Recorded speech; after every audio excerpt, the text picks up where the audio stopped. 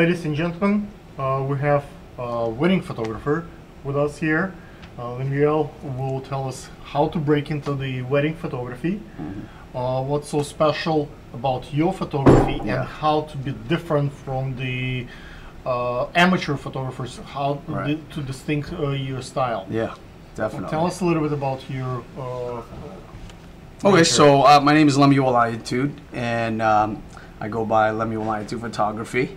Our website is LANYCPD, Photography and Design, PD, .squarespace.com. Okay. So, and, any Twitter? No Twitter. No Twitter. I do have Instagram. Okay. It's LANYCPD. That's an Instagram. We'll put it on the subtitles. Okay. And I also have Facebook, but they can find me at LANYC Photography. A lot of fashion guys who shoot fashion hate weddings and would never do it. Why do you do weddings? Dude, it is just the intensity of the event. I just love it, man. I just love the fast pace of it. I love calling the shots. I love knowing exactly what's next, and I love it when new guys come in and they're just totally blown away by the speed of it. And I'm just like taking it. It just makes me feel so like in control. Okay. How do you distinguish yourself from the new guys? They can have many cameras. They can have lights and the assistants and all that stuff. What's different from my thing? I think, and a lot of people go into photography right away, but I think it's guts. Because you need to have that courage to be able to do something while everybody's looking at you. You know what I mean? You don't You're like, have a second take. Yeah, there's no second take, and then you have to be able to be creative. So now you have to call shots. You have to try to determine exactly how it's going to be done within moments' notice. And there's people watching you, and you just have to do it. I think it's guts. Obviously, photography is a major thing about it. When you go to the getting ready, what do you have? You have the, I guess, maybe medical, like a first aid kit. You might have like I don't know, like some kind of props for them. Like what do you bring? You know, I bring batteries. I have to bring two of my. I have to bring two bodies, obviously, a redundancy of items, so that just in case something fails, you always have. That's a mark of a professional. But also being able to judge the room and be able to kind of create the scene with the room that you're given. Every house is different. Every hotel room is different. Every bride is different. So you're gonna have to look at where the light is falling, how the light is. I put a piece of a script. Let's say all the phone numbers. So in case my phone is off, at least I have all the bride, the groom, all the phone numbers on paper. And I put together for them a list of all the shots that I choose for them to take. So I can show them this is the pose we're taking. This is the like facial expression. Yeah, for me, I try to remember everything. I try to do it on the phone, but sometimes the glare it doesn't get it. I try to remember everything. So for me there, I review exactly who I'm dealing with, the mom and the dad. I speak to everybody. Mom, dad, here is what we're going to do. Pretty much everything is timeline, and everything goes according to what you already have done 100 times or so. And you just kind of go by it. But yeah, I try to remember everybody and everything. How do you manage the video guys? Like you have a job to do, right? You have to do your shots. But video guys also want to do their shots. And then there is Uncle Bob who wants to use his tablet. How do you with the video guys? Normally they're professionals, so they understand the work that we're trying to do together. Everybody competes for the. So what I do is I'll take my shot. I look at what they're doing. If their shot is also good, I try to take and work with it. And we're trying to work together for that couple. So we're wanting to make sure that we're in line with what they're doing. And as for Uncle Bob, you know what? If he's not in my way, I let him do it. If he's in my way, I tell him he's in my way.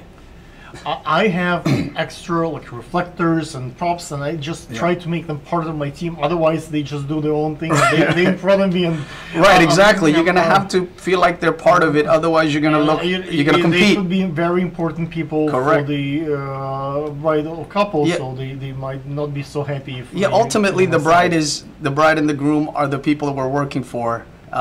And so we have to work with one another. What are the litigations that you face?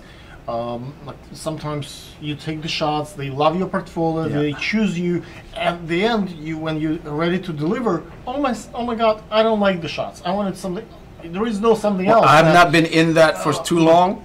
I've been doing it for just a few years, so thank God I have not gotten into litigation yet. Yeah, but I do have a pretty good contract that stipulates that once they download it, once they like it, and I do in-person viewing. So in-person viewing, I do my IG. I show people that I capture them for a few seconds, expressing how they love the photos, so that when they come back, I have some type of evidence that say, hey, you guys loved it, and what happened, Okay. As far as getting paid, look, some folks like to get upfront the payment, some wants to get paid later. Correct. Never later. Part of the payment, so they can divorce. Never later. Exactly, never later. For me, it's 35% up in the booking, and then I do full payment a month before. How do you advertise? Where do you look for your referrals? Word of mouth. I think I do horrible work at marketing. That's an area that I need to. You just live off the referrals, but next year I'm looking to really go to bridal shows, doing some street work, knocking doors of bridal boutiques and hairdressers and venues and all that stuff. So I'm gonna do the grassroots type of marketing. Your style. Is there any particular like when I shoot Aliona will see that I start now to doing say I have the weddings in the Star Wars style or the Godfather style or the Salvador Dali, so it's built based on if they have particular preference for the theme. Then in that whether it's Ruben or it's Michelangelo, I would nail it to that particular style. Yeah, for the weddings that that have booked me, I pretty much they follow my style. So I've not done anything where somebody said, "Well, I want it this way." They know my portfolio, they know my work. I do a lot of off-camera techniques and things of that nature that separate me from other guys. But for now, no one has come and said, "Well, this is my theme. I'd like you to shoot this way." So if that comes, I'm sure I'm going to be able to do that. That's no issues. What I'm trying to say that I get more and more requests to shot it in fairy tale style. You remember it used to be photojournalistic style, and everybody now it's no one wants to have the traditional. Now they want to feel like Cinderella. They want to have all the extra props and well, if they have the money, I'm willing to do it, man. That's all I'm saying. And I do Photoshop, so I can generate that kind of style if they want it post work. You know what I mean? Yeah, so we could do that. That's no issues. Ladies and gentlemen, wedding photographer is, I guess, might come back again. Love to. If you have more questions how to shoot the weddings, maybe you can write to us and you might come back. That would be awesome, man. I'd love it. Thank you, brother. Thank you.